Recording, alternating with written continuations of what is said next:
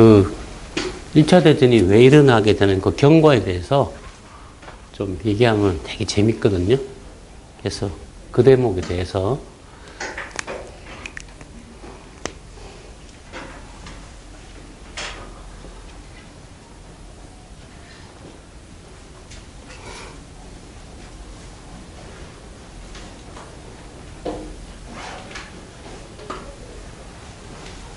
콘서트가 같이 연주하는 거죠. 그죠?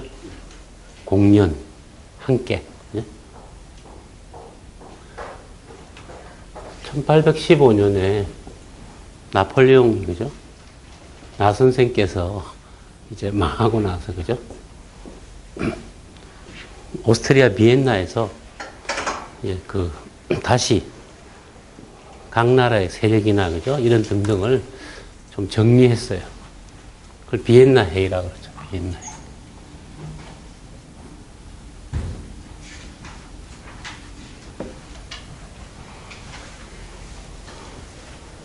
이 당시에 유럽에 강국이 5나라예요. 영국, 섬나라, 그죠? 그 다음 프랑스,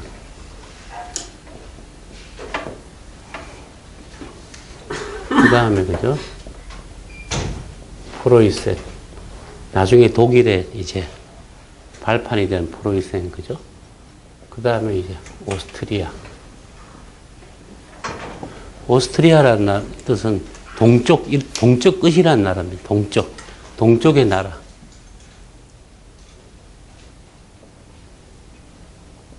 웨스트라이히. 웨스트가 이 영어의 이스트고, 그죠? 그 다음에 이제 러시아. 이렇게 5나라가 이제 강대국이에요.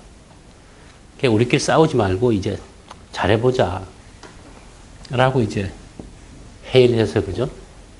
했는데, 이 나라들이 다, 그죠? 다 나름대로는 이제 왕국이잖아요. 나폴레옹도 뭐 그전까지 황제였으니까, 그죠?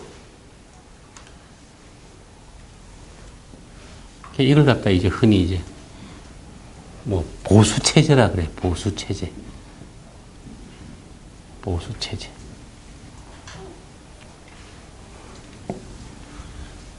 그런데 이 1815년에 그 비엔나 회의 이후에 영국이 갑자기 반칙을 하는데, 뭐 반칙을 하려고 한 게 아니고 영국이, 그죠? 이 이후에 흔히 말해서 산업혁명이라는 거. 사실 뭐 혁명이라고 말하지만 뚜렷하게 뭐 그런 건 아니에요. 그냥 산업이 발전한 거죠. 흔히 증기기관, 그죠? 영국은 이렇게, 영국이 흔히 대영 제국이고요. 전 세계 식민지를 어마어마하게 가지게 됐는데, 영국이 무슨 뭐 그렇게 거대한 제국을 건설하려고 갖고 있던 마음은 하나도 없었어요. 그냥 영국이 뱃놈들이거든요. 그래서 항해를 많이 하다 보니까 여기저기 가서 장사를 하다 보니까 어떻게 하다 보니, 그죠? 인도도 차지하게 되고 자꾸 차지해서 뭐 미얀마, 싱가포르 뭐, 그죠? 또 희망봉 뭐 저 남아프리카 그런 식으로 이제 막 거대한 제국이 됐단 말이에요. 영국 사람들은 그걸 갖다 뭐라 부르냐면 우연히 생겨난 제국이라 그래요. 어떤 뭐 의도가 있었던 것도 아니고 장사하다 보니까. 그래서 대영 제국은요, 마지막까지도요, 뭐 대영 제국 전체를 관할하는 무슨 뭐 식민지 뭐 총체적인 이런 전략이나 이런 게 없었어요. 그냥 거기에 뭐 대충, 그죠? 어떤 데는 자치하도록 하고, 또 어떤 데는 뭐 공무원 몇 명 보내서 뭐 그냥 좀 관할하고, 가버너가 가서, 총독이 가서, 그죠? 영국 식민지가 그다지 뭐 그렇게 뭐 영국 땅에 대한 욕심이 없어요. 그냥 장사하다 보니까. 근데 산업혁명 때문에, 그죠? 영국이 돈이 많이 생기니까 무역을 많이 하게 되고, 그러다 보니까, 그죠? 무역을 지키기 위해서는 해군력이 강해지고, 그죠? 그래서 전 세계 바다가 영국이 다 이제 일종의 뭐 바다에서는 해양 경찰력 역할을 하게 된 거죠. 그래 또 그게, 그죠? 영국한테 바다에서 이제 덤비는 놈은 없죠. 그러면서 이제 영국이 막 번성했어요.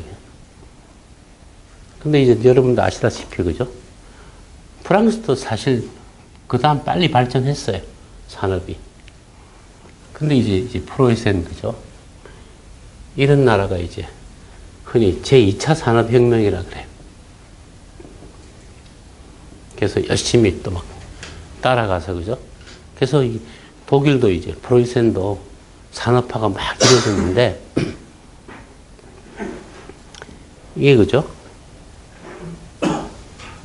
그런 과정에서 1871년에 그 유명한, 그죠? 비스마르크 선생과, 그죠? 그렇게 해서 이게 독일 제국이 생겨났어요. 이때 프랑스한테 이기면서, 그죠? 프랑스의 궁전에서, 베르사유 궁전 거울의 방에서 이제 독일 제국이 생겨났어요. 그래서 독일이 이제 통일된 거죠. 통독.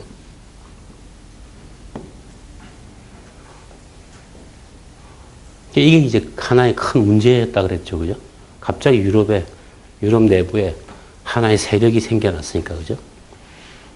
그래서 이제 프로이센이 이거 생기기 위해서 오스트리아한테도 이겼고, 프랑스한테도 이겼단 말이에요.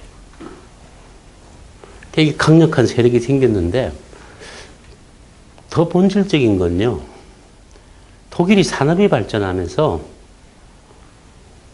각 나라가 이제 막 오스트리아도 일부 또 발전하고요.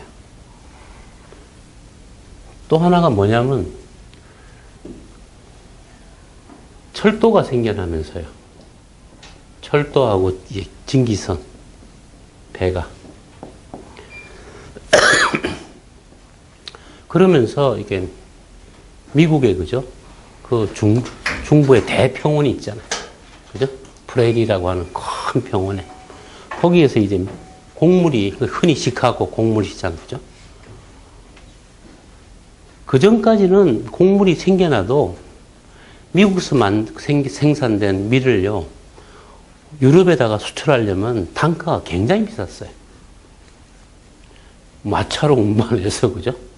배에 싣고 가려니까 밀 가격이. 근데 오스트리아도 또 이제 막 생산이 많이 나고. 전 세계가 막 열심히 생산을 하는데, 그죠? 그 전까지는 생산을 많이 해도 그게 다른 나라로 수출하면은 단가가 안 맞아요. 그래서 이제 한계가 있었어요. 곡물이. 근데 독일에서, 그죠? 독일은 서쪽이 공업지대고요. 동쪽이 농업지대입니다. 그래서 독일의 동쪽이, 그죠? 그 지주계급들. 흔히 그걸 융커라고, 융커 지주죠, 그죠? 그게 독일의 이제 세력들인데, 독일은 묘하게도요, 독일 북쪽에 보면 덴마크가 이렇게 씌워져 있죠, 그죠? 덴마크의 오른쪽을 발트해라 부르고, 덴마크의 왼쪽을 북해라 불러요.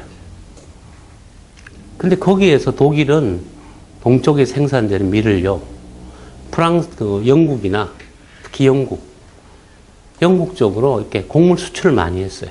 거리가 얼마 안 되니까. 그래서 독일의 대주주 계급들은 웃기게도, 그죠? 자유무역 옹호자였어요. 그게. 그 농산물을 수출을 하니까, 그죠? 영국은 독일에서 오는 그 밀을 먹고 이제 수입을 많이 해서, 그죠? 살았는데, 그 전에도 역사에서 나오지만, 그죠? 영국에서는 곡물조례라고 하는 게 있어요. 곡물 수입을 금지하는, 우리로 치면 뭐, 미국산 쌀, 그죠? 똑같은 거죠. 그랬는데, 철도가 생기고, 그죠? 증기선이 생기면서, 이게 거리 제약이 사라진 거예요. 그 대평원에 철도가 다니고요. 그러면서 이 식량이, 그죠? 식량 가격이 폭락하고, 거기다가, 그죠? 독일이 산업화에 과세하면서 그 전까지는 영국산 그죠 면직물 이렇게 공장에서 그죠 흔히 말하는 맨체스터에서 만들어진 그죠 그 면직물이 면이 그 당시 굉장히 그 화로운 좋은 거였거든요. 그래서 이제 그걸 수입 많이 해서 이제 따뜻하게 지내는데 이제 그런 것들도 점점 이제 독일도 하고요. 산업 경쟁력이 생기면서. 그래서 그 당시로서는 나름 전 세계가 공급 과잉이 된 거예요.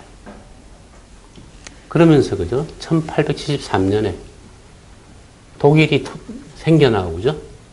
독일치 생겨나고 2년 지나서 비엔나하고 빈하고 그죠?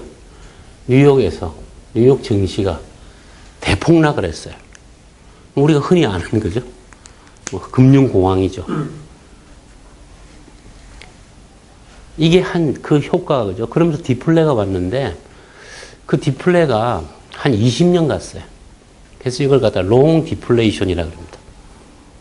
영국에서는 롱 디플레이션이라고 해요.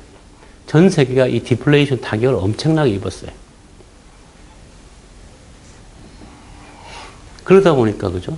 이 비스마르크가 자기 그 지지 계층이 사실은 이제 그 지주 계급이에요. 지도 구축 출신이고. 그런데 그죠. 곡물이 막 똥값이 되니까 갑자기 이제 지주 계급들이 그죠. 보호무역하자.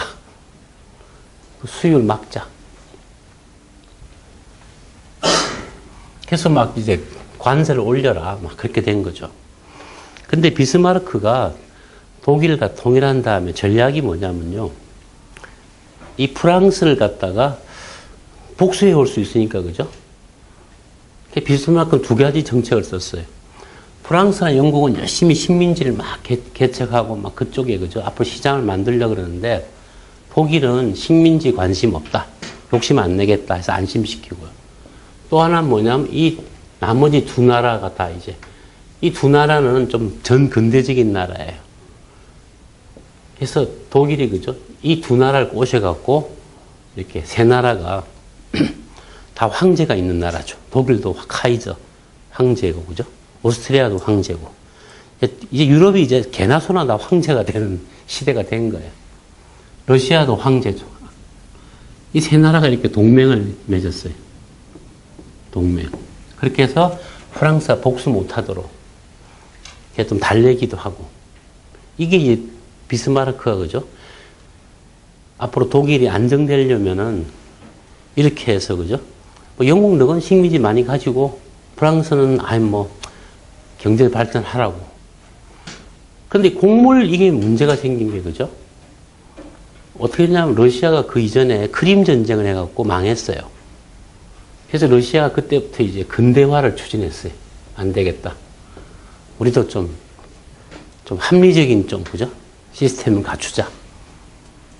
그래서 러시아도 이제 막 군대도 그죠? 이렇게 대포도 좀 새로 만들고 막 이제 군비도 막 새롭게 하고 이렇게 하는데 그 돈이 필요하잖아요. 그죠? 그래서 어떻게 했냐면 비스마르크 때는 러시아에서 나오는 곡물을 이렇게 독일에서 대량 수입을 해줬어요. 그래서 자금을 마련하도록. 근데 이게 그죠? 73년에 이런 일이 파동이 생기니까 갑자기 독일 내에서 이제 아유 우리가 지금 곡물값이 똥값이 되는데 러시아 걸 언제까지 우리가 수입해 주냐. 불만이 많을 거 아니에요. 독일이 참 골치가 아픈 게 그죠? 그 당시는 이제 벌써 독일 내에서도 이제 그 공산주의가 막 득세를 하면서 흔히 사회주의자들이 막 늘어나고요. 또 그죠? 지주계층도 불만이고 또 독일이 산업이 발전하다 보니까 디플레가 왔는데 그죠? 그러다 보니까 독일도 우리도 뭔가 이제 안 되겠다. 해외 식민지를 개발해 갖고 우리도 좀 거기다가 식민지를 갖다 개척해서 우리도 먹고 살아야겠다. 비스마르크는 식민지 반대했죠. 그죠? 러시아 곡물 수입하려고 그랬는데 그것도 이제는 욕먹죠. 그죠? 그래서 이제 독일 내에서 비스마르크가 인기가 급락하는 거예요. 근데 새로 황태자가 이제 앞으로 황제가 될 사람이 이제 빌헬름 2세인데, 그죠? 빌헬름이라는 것은 영어로 말하면 윌리엄입니다. 윌리엄. 빌헬름이나 뭐 다 같은 말이죠, 그죠? 빌헬름. 그 당시는 황태자인데,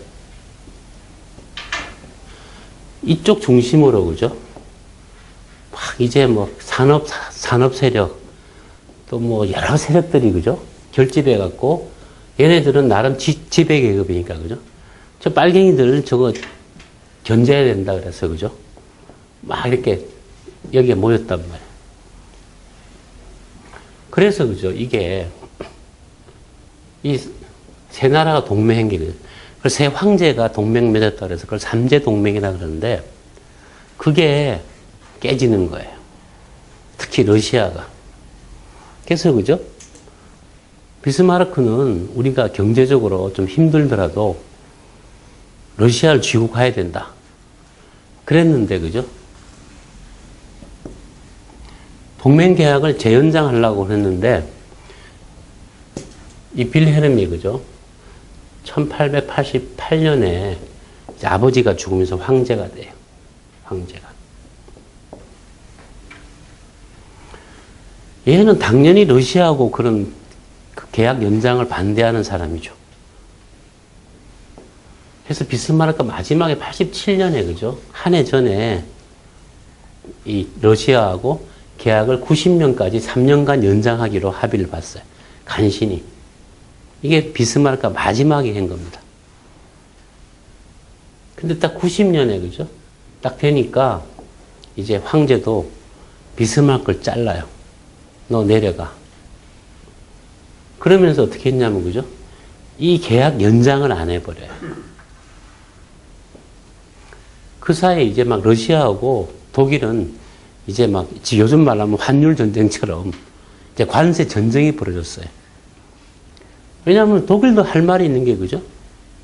독일의 공산품을 러시아에 수출하는데 러시아는 엄청나게 막 관세를 세게 때리는 거예요.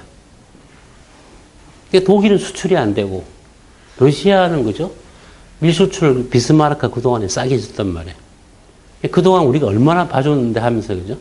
서로 간에 이제 막 성질이 나왔고 이제 완전 양국 관계, 경제가, 그죠? 어려워졌어요. 그래서 비스마르크 퇴임하면서, 그죠? 이제 러시아하고 독일은 사이가 끊어졌어요. 그러니까, 그죠? 이때 프랑스도 이탈리아하고 또 관세 전쟁을 했는데, 프랑스는 주로 알다시피 사치품이 잘 만든, 그죠? 프랑스 진짜 좋잖아요. 프랑스 사치품은 전 유럽에서 먹히거든요. 이탈리아에도 많이 수출했는데 이탈리아가 성질나서, 그죠? 관세 전쟁을 하니까 이탈리아의 주력 수출지가 어디냐면 프랑스예요. 그래서 이탈리아 망해요. 그냥 서로 관세를 올려버리니까. 그렇다고, 그죠?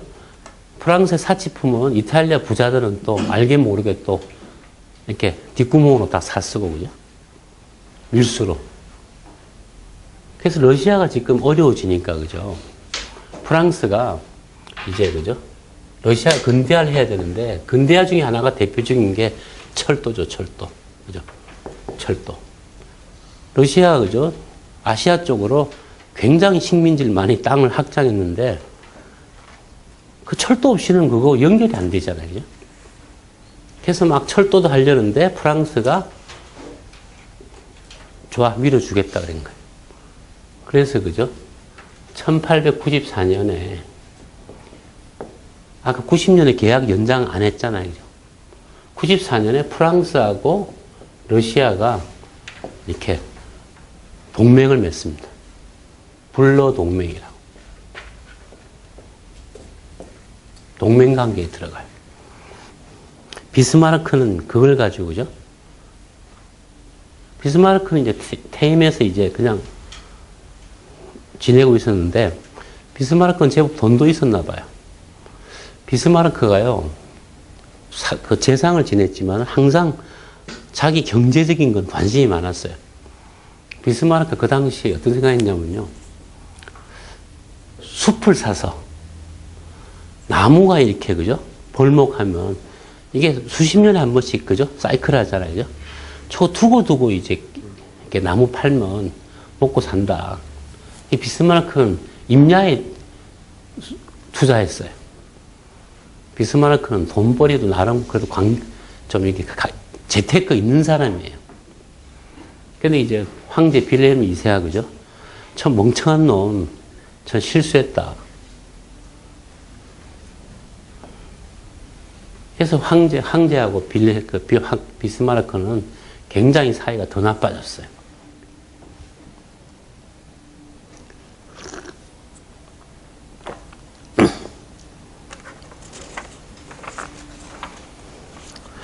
독일은, 그죠?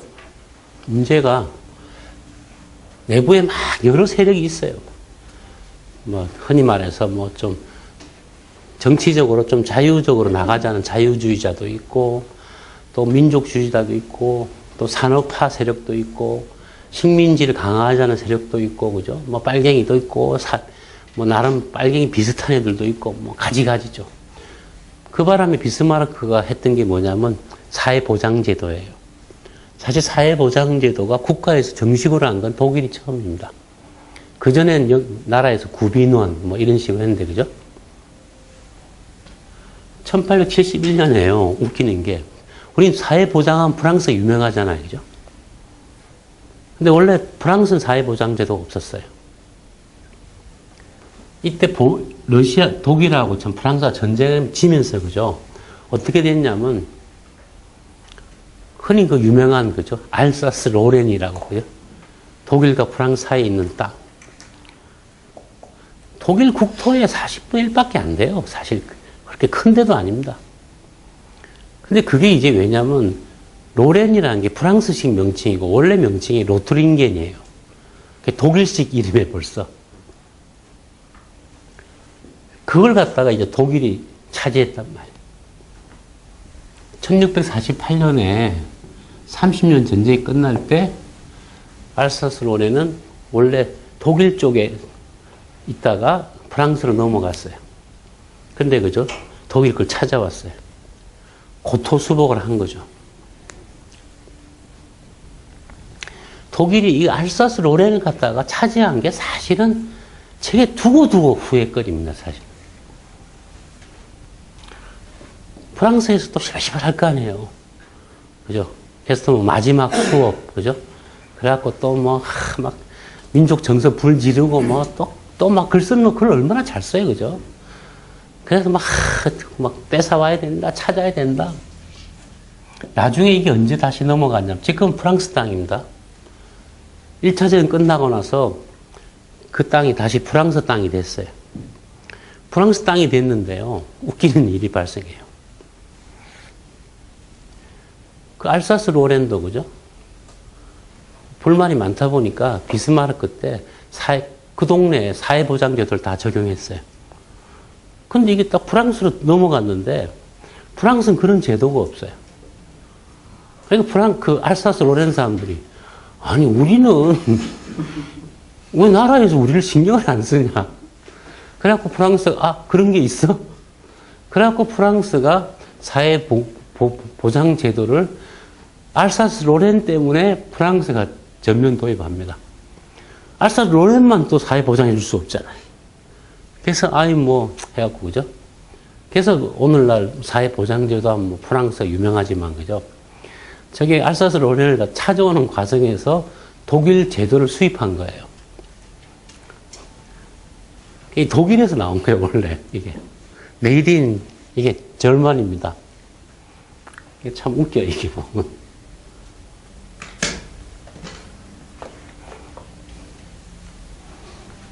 참, 그죠? 묘하죠, 그죠?